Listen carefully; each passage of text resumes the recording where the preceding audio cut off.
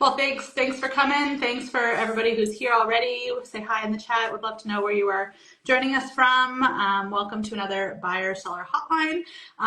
We are here to talk about hot topics in the world of vintage and secondhand, and we're bringing buyers and sellers together on this call to better understand each other, challenges, ideas, all that kind of fun stuff. I'm Kristina from the Vintage Seeker, and we're going to talk about AI and how it's affecting the vintage space, the good, the bad, the weird, the robotic, the very robotic. And I'm joined tonight by the always insightful and stylish Brigid, a longtime vintage dealer and founder of What These Old Things. And I'm going to get her to introduce herself in a second.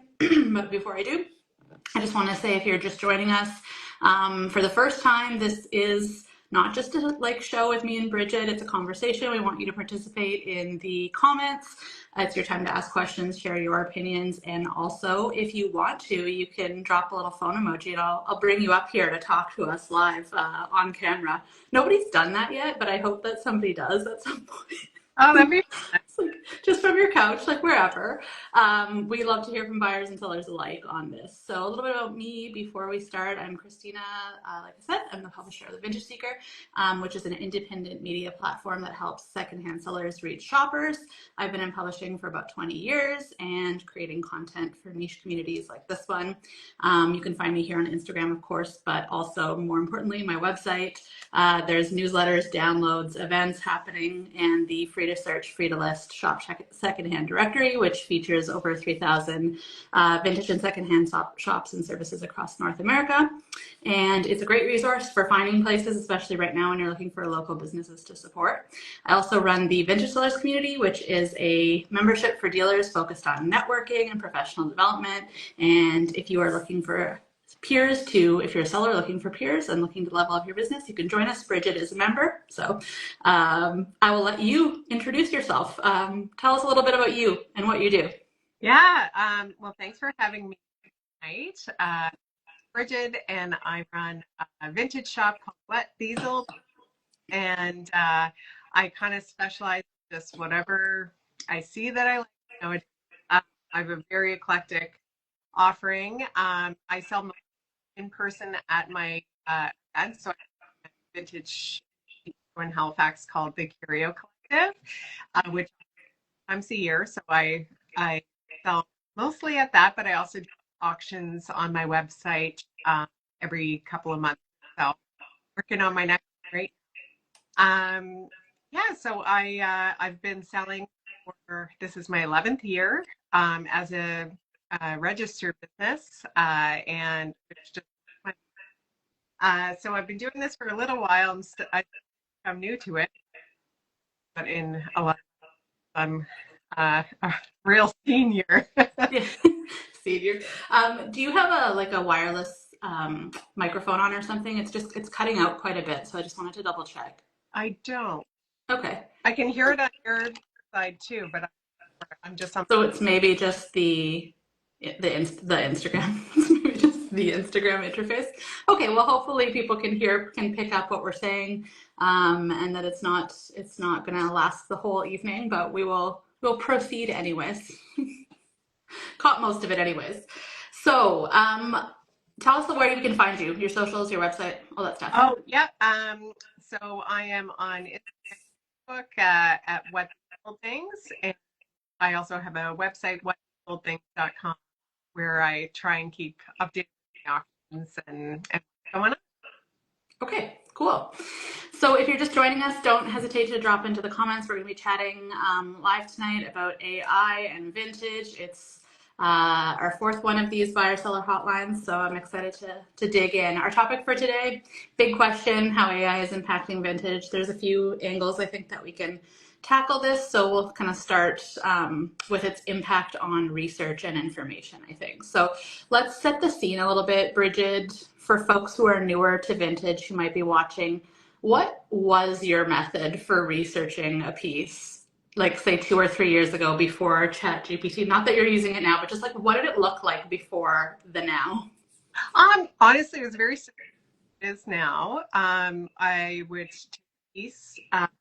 It's the most fun part of your body, and you're always thinking is what have I got in front of me? Be that $1,000 sculpture is going to be that one item. It's really fun to dig more about what you have in front of you. And sometimes you have a vague familiarity with it, and what you're looking at. So, Google is pretty much the first step you do when I'm looking for something. If you have an idea of what describe in Google, then that's super helpful. But I also would and still go onto Google and Google Lens to see if I can find something similar. I can still hear my audio on your end. Is it bad? Yeah, it's chopping a bit. Let me try and, I don't think that this has anything to do with it, but let me just check. Okay, I'm gonna try and de-mic, but I don't think that's why. You can hear me okay? Yeah, I can hear you fine. Okay, we'll try that and see what happens. Okay. Shouldn't be because of the mic, but you never know with these live sessions. Yeah, my phone, so I'm not sure.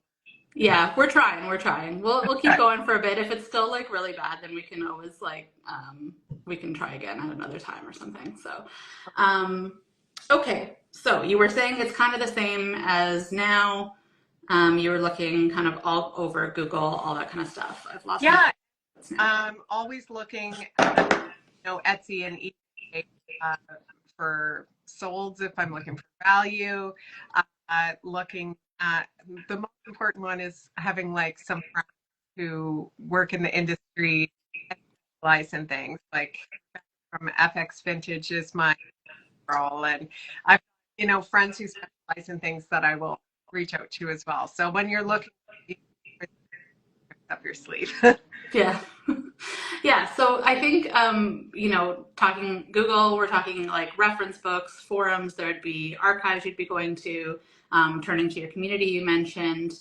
I think maybe something that doesn't get talked about enough, traditional methods of experience and research kind of go deeper than what AI is able to do, right? I mean, you kind of, if you are the one immersed in it, it really gives you the confidence to kind of know your material. Does the live have a closed captions option? That's a great idea. Does it? Let's find out together. Yeah.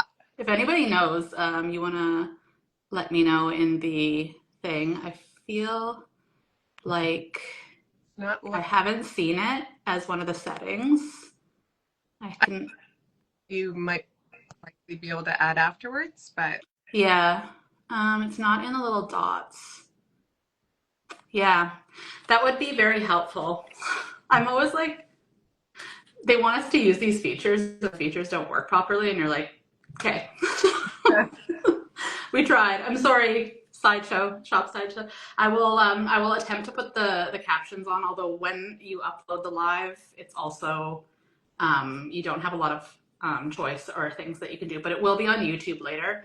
And whatever doesn't get picked up on audio, what I can also do is sort of listen to it and run like a full transcript on my website. I can put that together at some point. So back to what I was saying. Experience, research, all that kind of stuff. I think immersing yourself really kind of gives you the confidence on that material is what I was saying. So AI is really good at like pulling information, but it's only ever as good as the info that it gets input, right? And even then it's still so new that it's kind of like often turning out incorrect information. And we'll talk a little bit about that too. Yeah. So I think some buyers maybe don't realize how much behind the scenes work goes into a single product description, for example. So Brigid, maybe you could give us an example, like maybe of a jewelry piece or something that you didn't know anything about, what you had to do in order to write a description and get all that information. Yep, for sure. Do you want me to talk like without AI involved or without, I guess. Okay. So well, essentially, say finding a jewelry piece.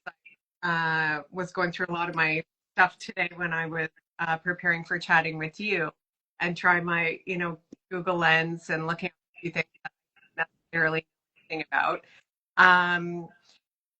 And essentially, you're just digging for like clues. It's always about just digging for clues, and any markings, obviously, anything that you have are golden, because markings usually have some backstory that you can dig up, whether through reference books or forums or online. So looking for the markings and then to tie to it. Then you deeper and find photo examples or some kind of line that will represent the same maker or the same era, and then you there. But there's usually hours of research, which is usually going, because you can think, oh, I'm going to get this pile done this afternoon, and you can get caught up on one piece. But it's also fascinating to know so much more about this particular maker and this,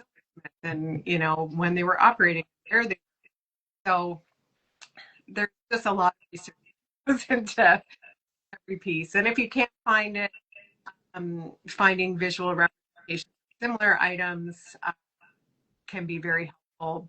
But you always be front when you're writing things, of course. Yeah, yeah. So how about now? Like, are you still writing all you? Sorry, I just tried to like do something that it made the screen black. So we're good. Are you using AI for any of that now? No, not at all. I don't. I definitely don't trust AI for this kind of thing. I certainly found it useful in writing examples of other things, but descriptions, I'm not yet. I'm not saying it's necessarily bad, but I mean, I reached out to you when I was doing some research for my last show on some pieces, and I was like, holy crap, the stuff that's coming at me from the internet is so wrong. So I'm definitely not there yet when it comes to writing listings. Yeah, relying on it. Well, we'll talk a little bit about that for any sellers that are in the group right now. I mean, if you want to chime in, tell us a little bit about whether you are using AI for listings, or if you have other research methods that you use. I saw somebody said it earlier, Sass, Brass, and Milk Glass says love a reference book or a catalog. Love it. Thank you for that. Yeah, so feel free to chime in. Let us know what you're doing. So you said stuff has started to show up in your research that is AI generated. Can you describe a little bit? Tell us what's going on. Yeah, so there was one day, like a few months ago, Google just threw it at you that we're also, we're going to give you the AI searches. And I didn't think anything of it, but I was prepping for my show, and I had all stuff. I was going through it over the period of a week, and I had this thing that came up was this scarf, and it was definitely polyester, but it had a really pretty design on it, and I couldn't find a signature on it. So I took a photo of it, put it in Google, and it is an Hermes scarf, and this is the famous, this print, and it was so definitive, and it said like the name of the scarf, and it said what it made and where the signature would be, and I was like, no, it isn't, and it was so definitive. I was really quite shocked, but obviously I knew it wasn't what I was looking at. Yeah. I moved on, just kind of filed, and a day or two later, I had a jewelry set, and I couldn't make out signed by the artist, the brooch, and really cool set. And I tried to find something similar. I did the Google lens that is this designer. This will be on the back right here. This is where it will be on the earring, and everything was exact. Like, oh wow! This must be. And the pieces were so similar. And then I was like, the signature is just slightly off from that. I can't make that. So I spent more time digging, and my husband said, that's not what this says. This says this. And then I looked up that artist name and found, oh, this is definitely what it is. So it was just two cases, like very definitive answers that were very incorrect. And since then, it happened numerous more times. My message you said, like, this has got to be happening to other sellers because we're doing this all the time. They're in the thrift shop, they're getting, clothing items, and we're just getting, the AI, a robot response that's telling very definitively what it here, Yeah.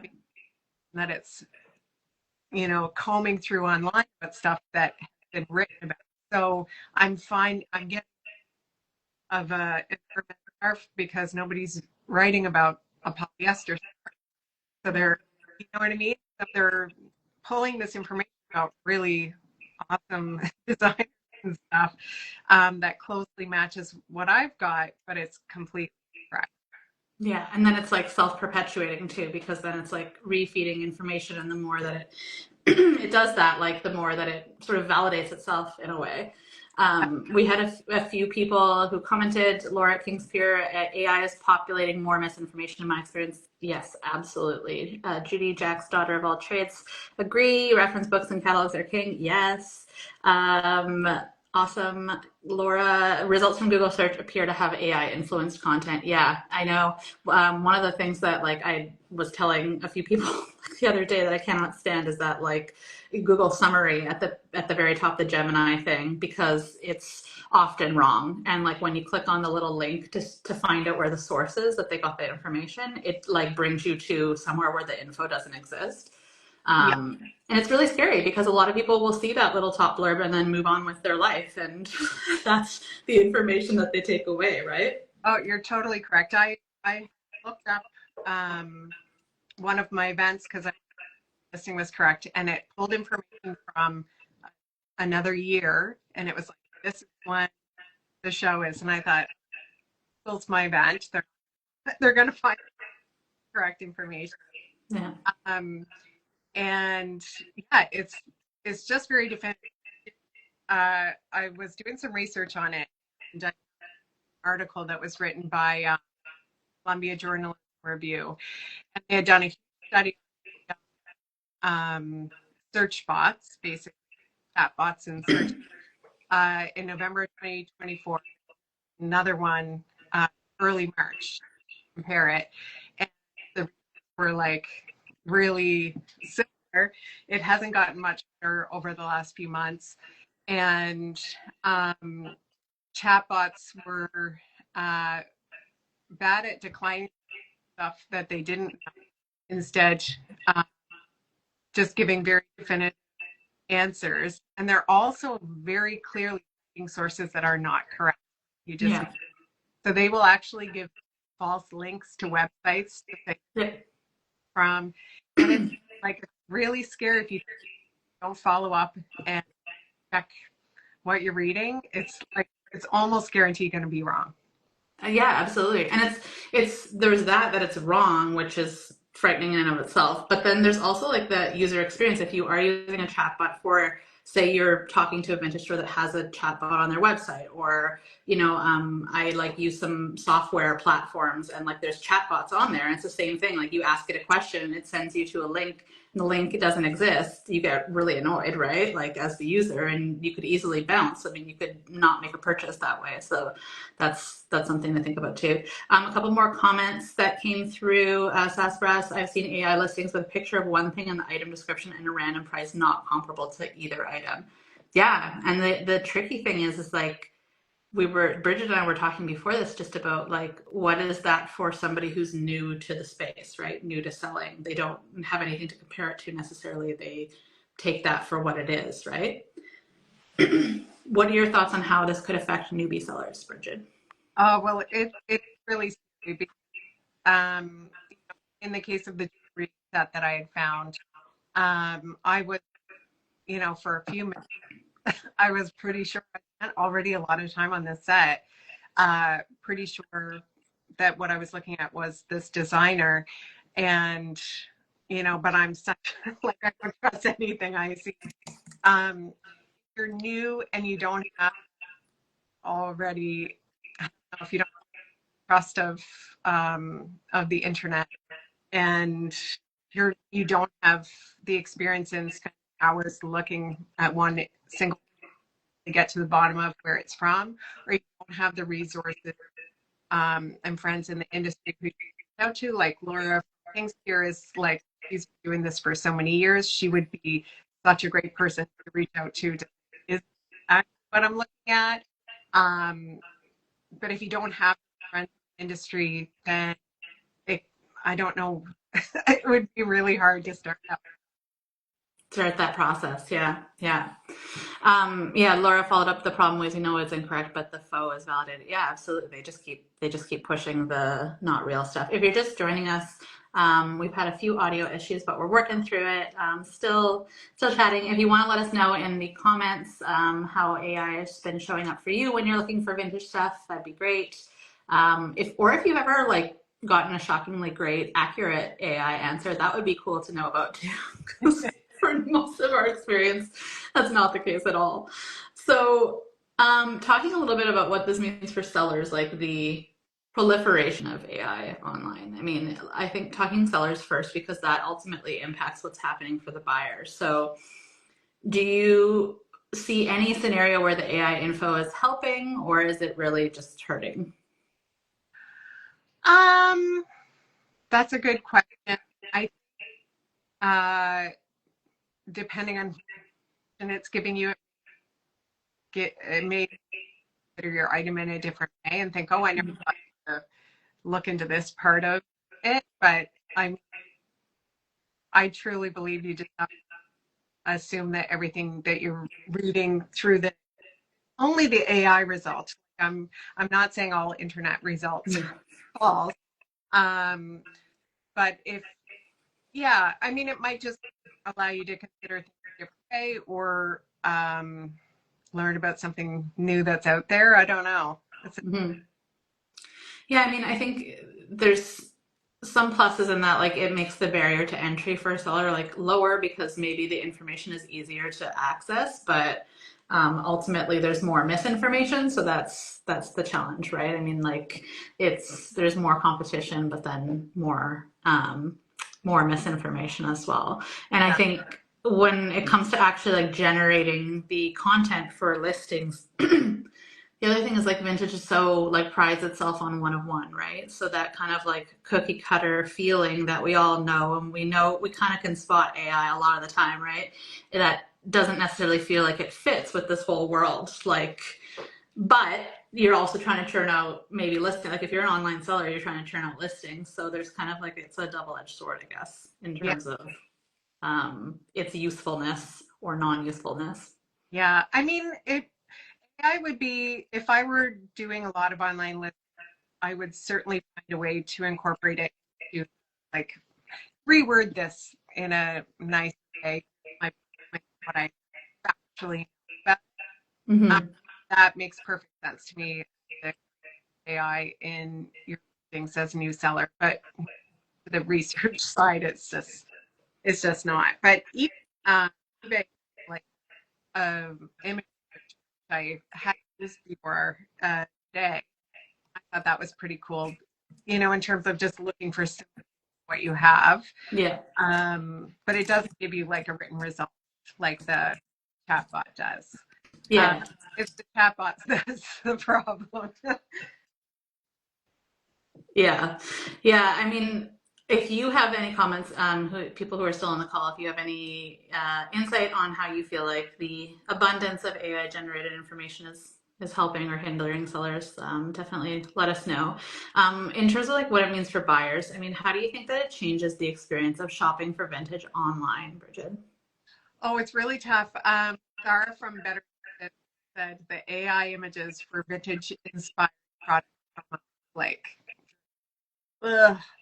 it's gross, the fake vintage as well. It's just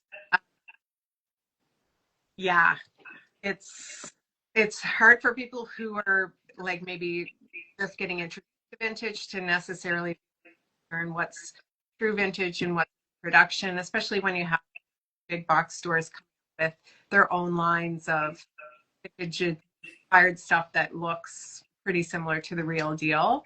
Yeah.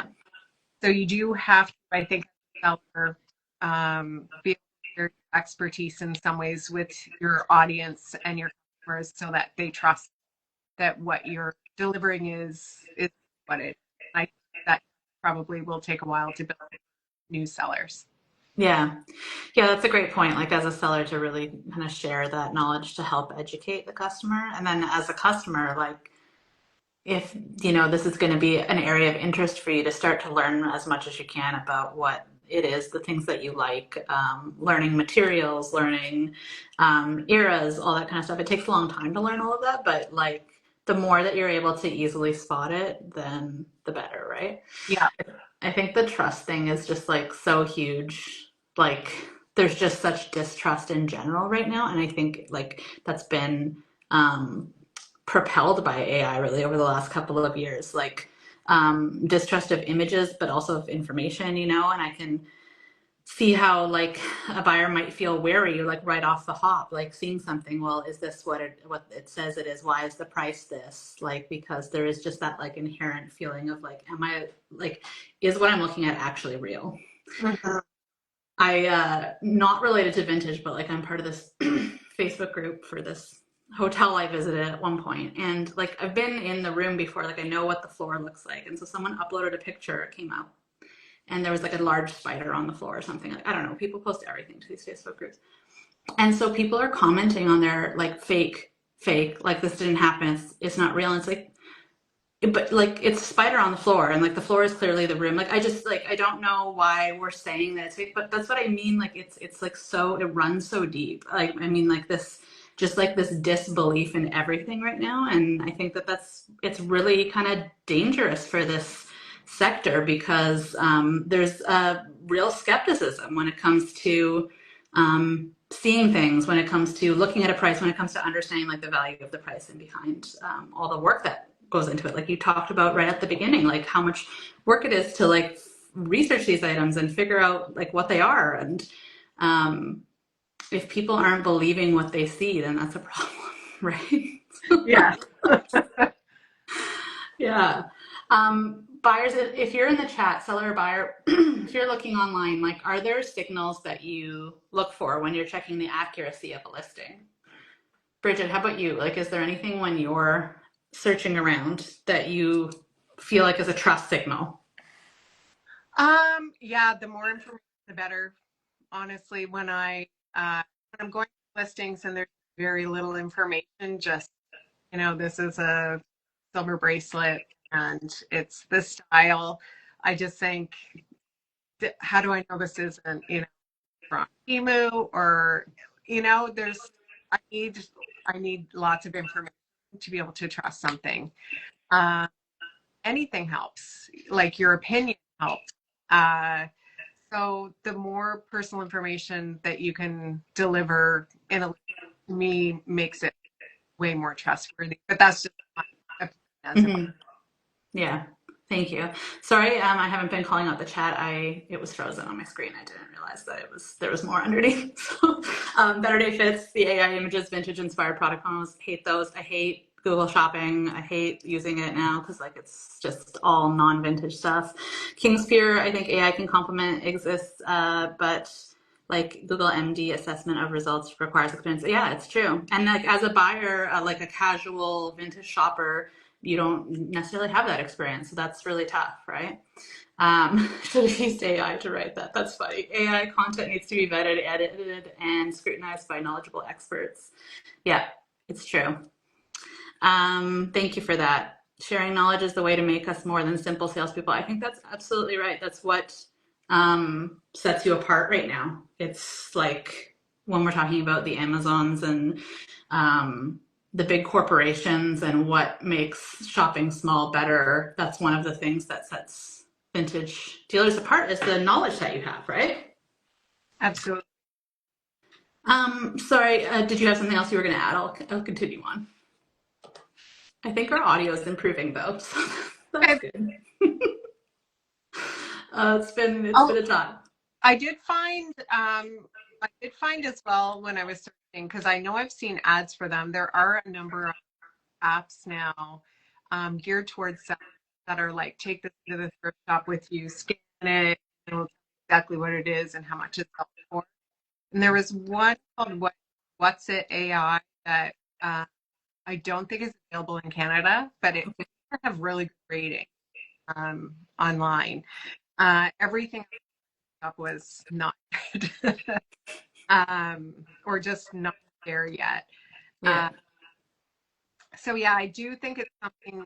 The idea of it is like what a dream to be able to do that. And honestly, Google Lens just in sometimes just helping you narrow down what category something is can be great. It's going to take a long time before anything's trustworthy. Yeah, it's true. I mean, hot take, it kind of feels like AI was something they should have let cook a little longer before they allowed us to all run wild with it. Like, it's just, Yeah. if you had spent a couple more years like feeding it the correct information, it's just, it's like now it's like this out of control wildfire that can never really, I don't think it can really ever be fixed. I mean, once the misinformation is out there, it's pretty hard to write over that in a way. Yeah. Lady Luck, hi. Using age-specific description as opposed to vintage or antique, or the word timeless comes up in AI a lot. Yeah, great one. Good point. Love when vintage seller is product obsessed and clearly knows their stuff. Yes. I don't mind when sellers not having full descriptions better than emphatic. That's true. Than incorrect information, like calling vinyl leather. Yeah, you don't want that either, right? So it's best to just keep it short if that's all you know, for sure. Good advice. I don't, yeah, when I said like better, I didn't mean if you don't know it. Yeah. Don't make stuff up. Yeah, we know that. I think that's the whole point of this discussion. We don't want made up stuff with AI. If anybody's using like a certain app that's really AI, Brigid mentioned What's It AI. If there is any that you use, love to know them in the comments as well. In terms of like, I guess ethics is maybe a strong word, but just like it's very easy to kind of generate these answers like we're talking about that sounds legit, like confidently being like this is leather when it's plastic, you know. How have you seen misinformation starting to creep in more in the listings themselves, like that if you're looking around online, for instance, rather than just like the AI image incorrect matching? Are you seeing like actual wrong information some of the time? I do the Google, the AI searches a relatively new thing as well. And I do most of my purchasing in person, so I don't spend a ton of time shopping online and randomly looking for things for myself. So I wouldn't say that I've seen misinformation or an increase in that, which is good. Yeah. But I'm also not, tons of time doing. Yeah. Okay.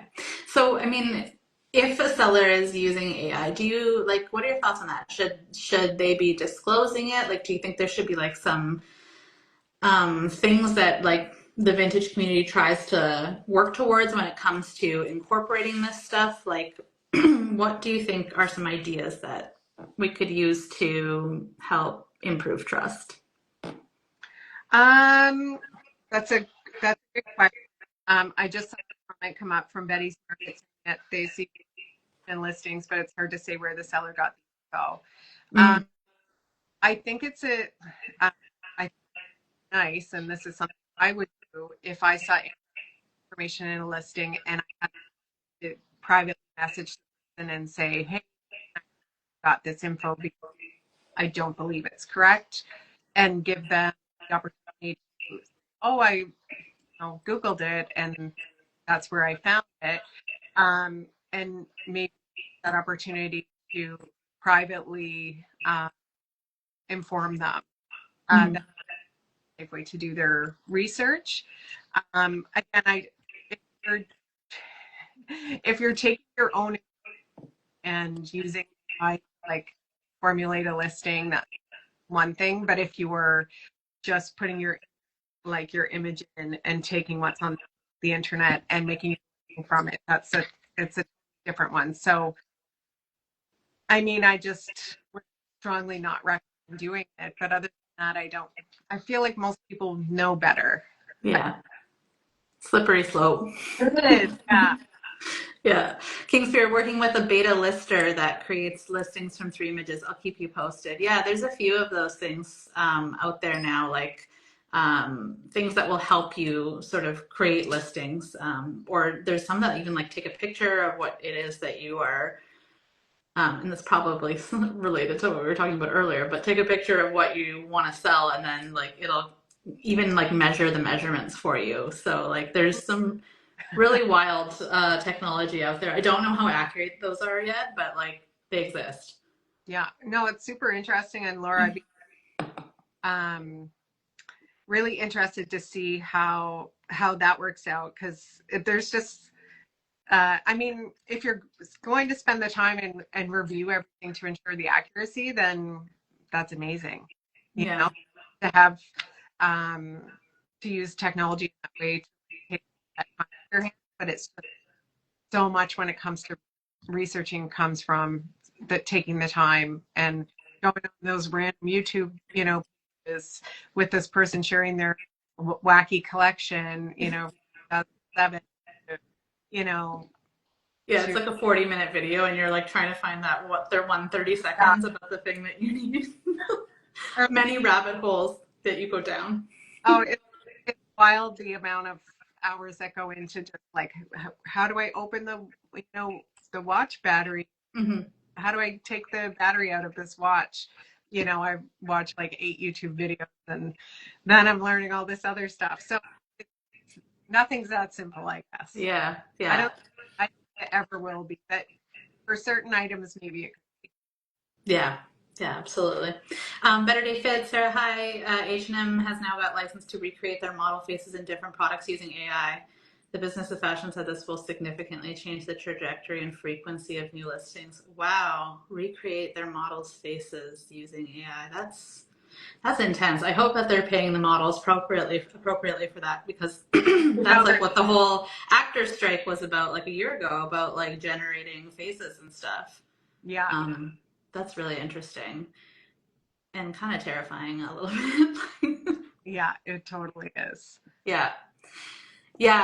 Great point, Laura. Kingsphere theoretically does the tedious work, but all the content still requires full edits. So over creating listings. Yeah, I mean, that's the thing. They all say that they save time, but when you have to spend the time actually like doing the thing that it's output to you, it's like, how much time is it actually saving? If you're filling out fields in a listing, I guess it is saving time. But when it comes to that description, if you have to rewrite the whole thing anyway, you might want to just write it from scratch. Yeah, I mean, I'm very sure how that goes, because it is so tedious, and that's why I got away from doing everything online. Yeah. Because it's an incredibly tedious. So it's very interesting. Yeah. What else did I have here? Do you feel like there will be like at some point AI generated listings just kind of flooding the market? Or do you think that really matters and that people will be able to sift through? I think it's already, just when Sarah mentioned the models, I'm thinking like, I see like fake images of items online all the time. So it's going to get more so that way. Maybe it'll drive more to purchase, important things in person. Yeah, it's hard to say. Yeah. I mean, I think we're already kind of like seeing it, like it's happened so quickly, but like there's already this term, it's called AI slop. And it's like for the content that AI produces, like it's producing blog posts, it's producing like, if you are a LinkedIn user, like you can go on there and like pretty much 99% of the posts like are written by AI now. Like these people are using AI to like create all their social media content, and it starts to get really like exhausting as a consumer, as a person who's reading it. Your brain can start to recognize like the patterns of like what's happening. So it's possible that like the marketplace will flood with all these listings, but it will then drive people to be looking more in person and wanting to have that like real experience, because everything around you feels so well, AI generated, so fake, I guess. Yeah. Yeah. I loathe online and chargebacks. It's such a gamble. Yes, I've seen so many AI generated listings using the same images, different listing content. Yeah. Yeah. Boring. Judy says, yes, absolutely. And Sarah, I'm glad that the models had to sign off on it. That's good to hear, but I just hope that they signed off like with money attached, because otherwise their faces are going to be used for all eternity. But yeah, there is that risk of sameness, I think. And like I said earlier, I think it's the personality as a small business owner is like, this is an opportunity to kind of shine through and like really, really connect with people and show your personality and like have it be different. Especially in this economic landscape that we're in, where people are deciding how they want to spend their money. You'll stand out more, right, when you are being you instead of being the computer. Personality and authenticity. Yes. Yes. Love it. Let's see what else I had here. Marketplaces. You mentioned eBay earlier, right? It was when the audio was choppy, so I want to just all of them are adding more AI tools. So Etsy's got gift mode, which is like automatically suggesting items for people. I haven't seen it, like I haven't used it lately, tried to use it lately, but at the beginning anyway, it was really favoring like craft and artisanal listings over vintage. So I know that was like a huge flaw with it at the beginning. I don't know if they fixed that since. eBay's got that generative listing tool. Poshmark has got a generative listing tool as well. Do you feel it like these features are actually making the platform smarter, or is it just like more frustrating to use? As a seller, I find it more frustrating to use for sure. It's like you have to jump so many more hoops, and then maybe make it harder on the seller, or sorry, the buyer as well. Like for them to jump through, make it harder to get to you. I don't know. There's always like Shopify as well. All these models like, oh, don't forget to tag. It tags when I list things categories like almost always wrong. So I'm going through and untagging and redoing the work because I don't like reading instructions. And I don't know how to turn it off. So it's just you now, like, I don't know if you have an iPhone, but like the predictive text or like AI will read what your friends. Yeah, I won't let it do that. That's crazy. And summarizing it for you. And don't do this. Like, it's too much. Yeah. I'm also old and like, I don't like for everything. Yeah. Sometimes it's when you're telling me how to write an email to a friend, I don't want that. I'm trying to make a personal connection here. When you're telling me how to write an email to a business, please. Yeah, take that. I'll take that. How do I word this like partnership email? Yeah, that works. Yeah, but that's an example where I would just maybe go to chat. How can I reword this? Mm-hmm. This kind of a tone where I don't use an exclamation point at the end. Yeah. But where it's just on offer in every communication in my life, I don't like it. I think I thought we were after COVID trying to move in we're gonna like expect a little less of ourselves and not try to pack our schedules and be on that like hamster wheel all the time and actually make time for ourselves. And this is the opposite. It's like, here's, you're so busy now that you need a text summarize. Like your texts are like this long. And you need to get a summary of the text because you're that busy that you can't possibly read the whole text. Or, you can't take this minute to write a couple lines of an email. Like, it's quite frustrating. It's like telling us one thing and then doing another. And I don't think it's good for anyone's mental health to feel like all of a sudden, like you can just like quadruple your output because of this. Because our output was already pretty high. Yeah. Yeah. It's exhaustingly like, yes. It's everywhere. Notes, it finished my sentences. I'm like, no, notes is where I keep it right. Like my notes, any thought time I thought, my notes, I write it in my notes. And then yeah, now it tries to finish sentences, and like it's just it's frustrating. Yeah. Jack's daughter of all trades just said that Shopify chatbot for writing list is ideal, but sometimes that's for rewording what I've written for improvement, which Yeah. there's definitely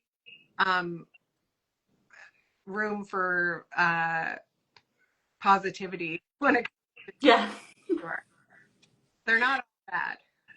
No, I think that's a great use of it, Judy. I mean, like it is. Sometimes like you can come up with something, you're like, it just doesn't sound right or it's not hitting me right. And like even if you don't end up using what the AI provides, sometimes the AI will give you an idea. Like it's helpful in that way for sure. Like you can take something and then be like, oh, actually I'll just word it this way, and maybe you wouldn't have thought of it otherwise. And in that way it's really a useful tool. But Christine said earlier, Fluffy Bunny, it makes a mess of it more often than not. I would agree overall. Okay, so we talked about that commodifying vintage, that sort of Google Shopping, how everything's showing up. I think we covered that a little bit already.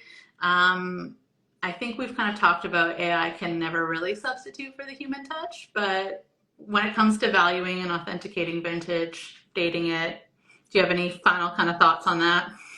Just no. Yeah, it's uh, definitely, unless it's like a common piece. Like, and I tried one today.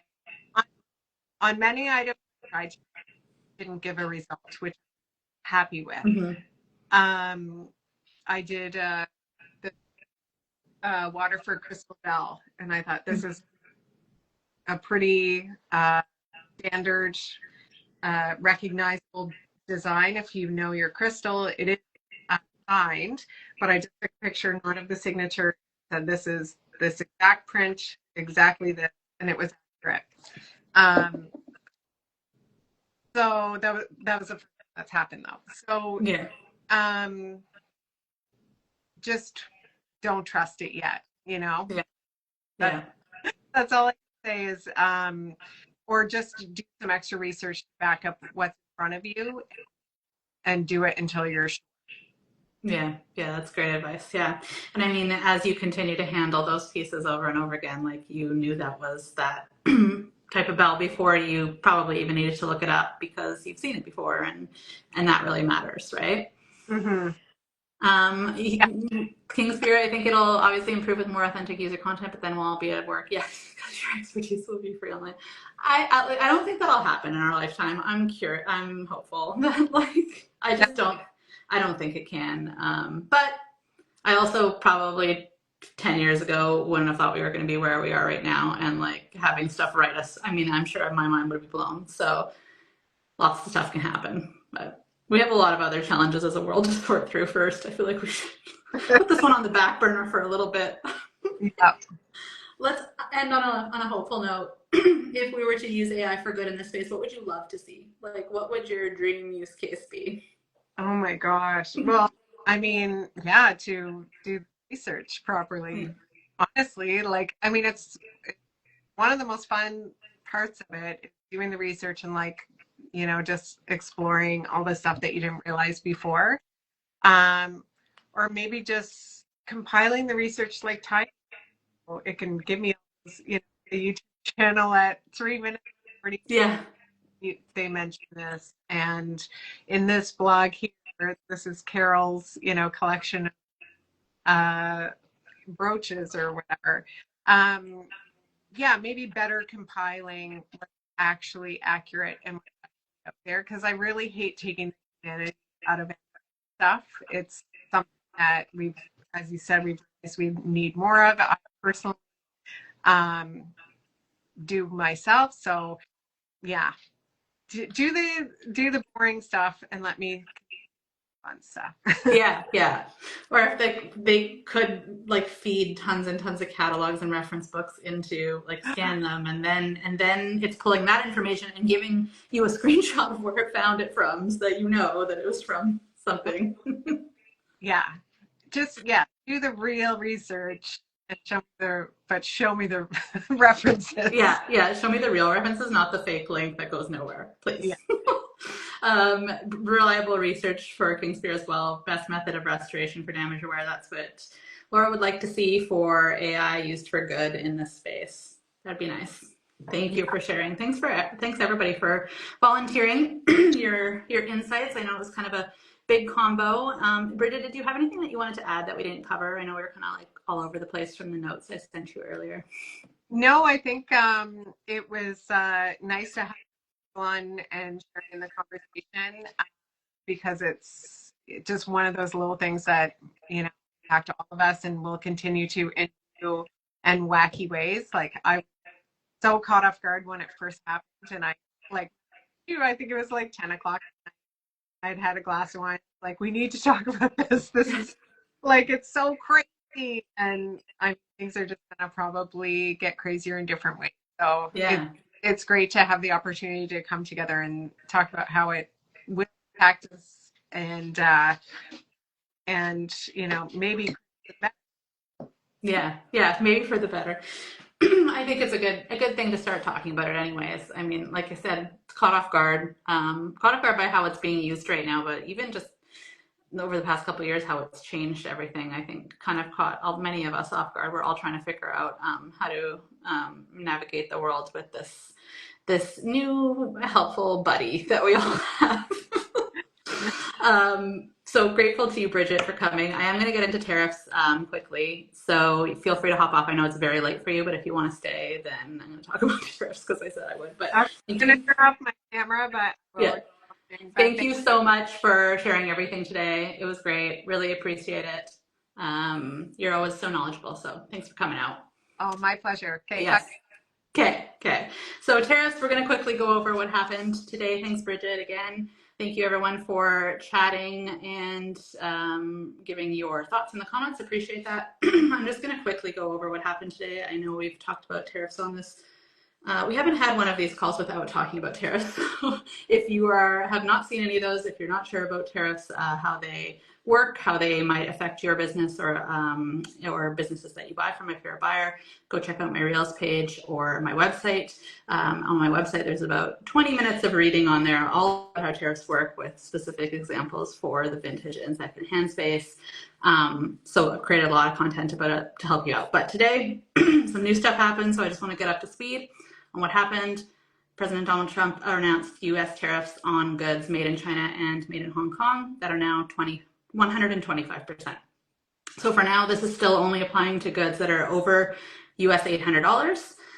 There is something called de minimis, which is the duty-free exemption. It's also known as Section 321. That allows goods valued under US $800 to travel into the US duty-free or tariff-free. So on May 2nd, that duty-free exemption is being removed for goods that are made in China and made in Hong Kong. Doesn't matter where they are being shipped from, it'll be removed for those products if they're made in those countries. So, or countries and territory, I guess. So if you're a Canadian shop and you are selling to a US customer and that item is made in China, it will no longer be able to pass through under the duty-free exemption as of May 2nd. So how do the duties get applied then to these items that are under $800, which is a lot of the product that moves within this space across the border? If they are going to be coming into the US via courier, they are, as of now, going to receive, after May 2nd, a tariff of 125%. I say as of now because that number keeps climbing. It was 104% this morning, and by the end of the day, it was 125%. So if you are a US customer importing a good from a Canadian shop, but the item was made in China and its value is, say, US $150, say it's coming through the border on May 4th, comes in via courier, the duty on top of that you have to pay is $187.50 at a tariff of 125%, right? And that's on top of the price that you have already paid for that item. So if the product is made in China or Hong Kong and comes into the US via the mail instead of a courier, there's a different rule that applies. It depends on what that item is, and that determines how the duty will be collected. So in that case, if it's coming in via mail, it's a 90% duty rate or a dollar rate, and that's $75 per item. Between May 2nd and June 1st, and 90% duty rate or $150 per item after June 1st. So it's a little complicated, but basically any product that was made in China or Hong Kong after May 2nd will be getting some sort of duty applied to it. If anybody has any questions about this or anything regarding tariffs, just drop it in the comments. So let's say that a US $50 item is coming in via Canada Post and USPS, so that's via the mail system, and the item gets assessed at a duty rate of 90% of its value rather than at that dollar amount that I mentioned. So the duty on that $50 item, 90% of its value, the duty is $45. So that's $50 for the price of the item plus the $45 duty. So it's a pretty significant hit when we are talking about China and Hong Kong. So what else happened today? Reciprocal tariffs. You might have heard that word. That's regarding imports from 90 countries that were part of the global tariffs announced last week. So those have been paused for 90 days. So those are only countries that were going to be tariffed over 10%. So there was a list of, like I said, 90 countries that were going to be tariffed at rates between 11 to 49%. And those have all been changed to 10% as of today. So more than 180 countries total are at 10% receiving that tariff effective immediately, okay? And then, hey, hello, you're requesting to be in my video. I will bring you in. We will see what happens. And then the Canada and Mexico were not part of that today. So, I think so. Hi. No. Nope, you don't want to be on? Okay. All right. Sorry about that.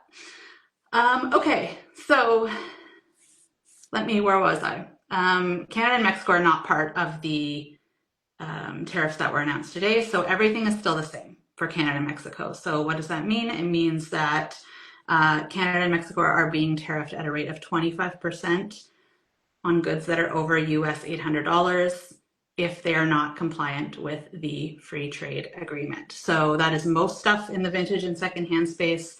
If you're buying something that is over US $800 and you're in the US, it will be getting tariffed at a rate of 25% if it's coming from Canada, if it's a made in Canada or made in Mexico product, okay? I don't know how I ended up with this little Wednesday thing, this filter, but that's on there now, so don't know how to get it off.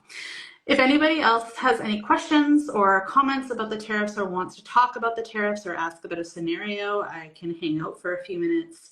Just gonna make sure that I covered everything that I wanted to cover, right? So again, the tariffs, if you are a US customer ordering from, say, Japan, it's going to be a 10% tariff. If you're ordering from Australia, it's going to be a 10% tariff.